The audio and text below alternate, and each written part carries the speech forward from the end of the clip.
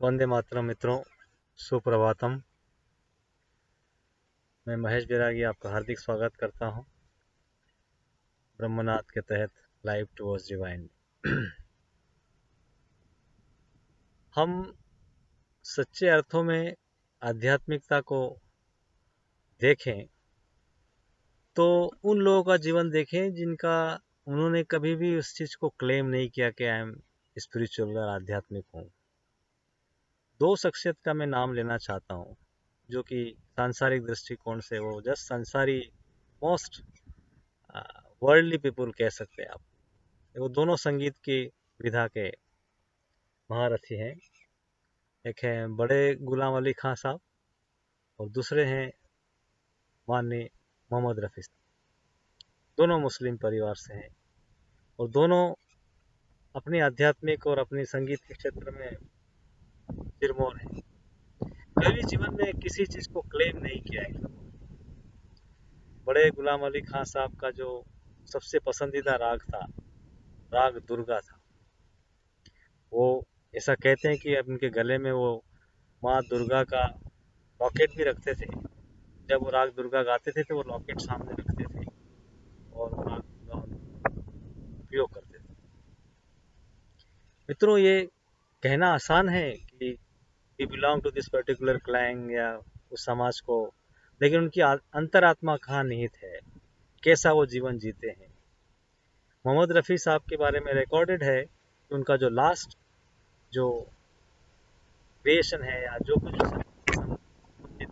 जो काम है आखिरी उन्होंने किया था, वो बंगाल के किसी प्रोग्राम के लिए वो रिहर्सल कर रहे थे और माँ दुर्गा के लिए कोई भजन गाया था, उन्होंने रिहर्सल की थी।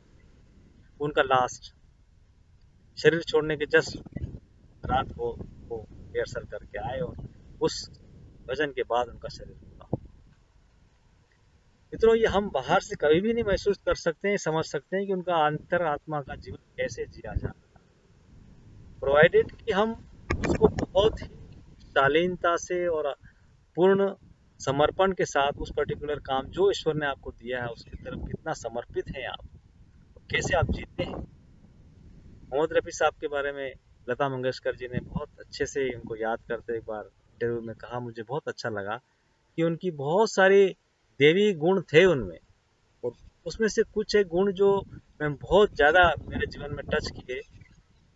लता मंगेशकर जी कह रही हैं कि एक तो बहुत सॉफ्ट स्पोकन थे हमेशा, बहुत, and he was most listening you. वो कभी भी बोलते बहुत कम थे, सुनते थे ज़्यादा। और जब आपसे मिलते तो एक बार आपसे विश करने के बाद कभी भी आपकी आंखों में आंख डाल के नहीं देखते थे।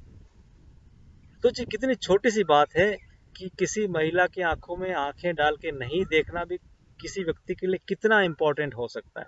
लता मंगेशकर जी उसको याद कर रहे हैं कि उनके गुणों में ये कितना बड़ा देवी गुण है कि एक बार आप मिल लिए उसका हमेशा उनकी नजरें झुकी होंगी और वो बात करेंगे आपसे। ये महानता के कितने बड़े बड़े लक्षण है मित्रों।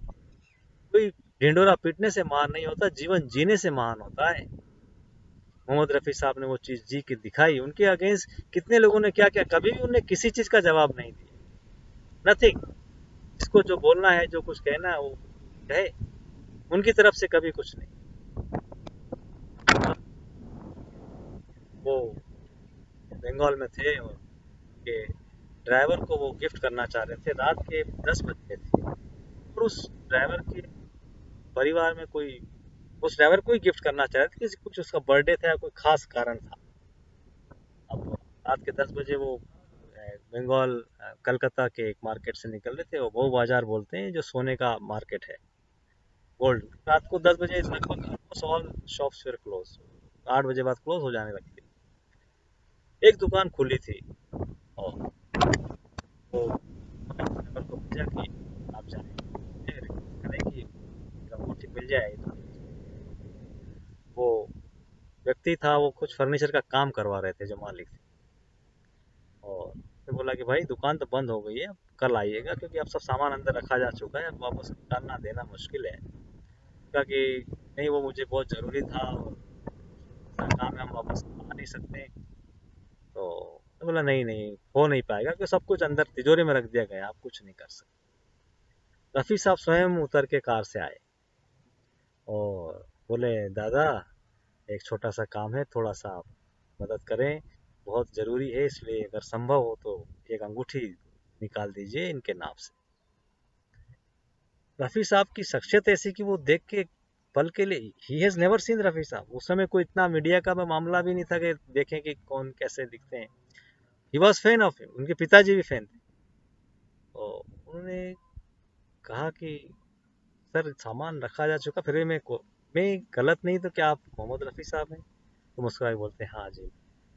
ला बैठिए बैठिए, उन्होंने बहुत हाथ भगत करके बिठाया उनको, जो कुछ उनके पास अवेलेबल था आप बोलें। बोले बस ये इनकी एक अंगूठी का काम है, थोड़ा सा कर दीजिए तो बहुत कृपा। बोले नहीं नहीं करें। वो उन्हें सब अंगूठी उनके नाप से लिया दिया सब हो।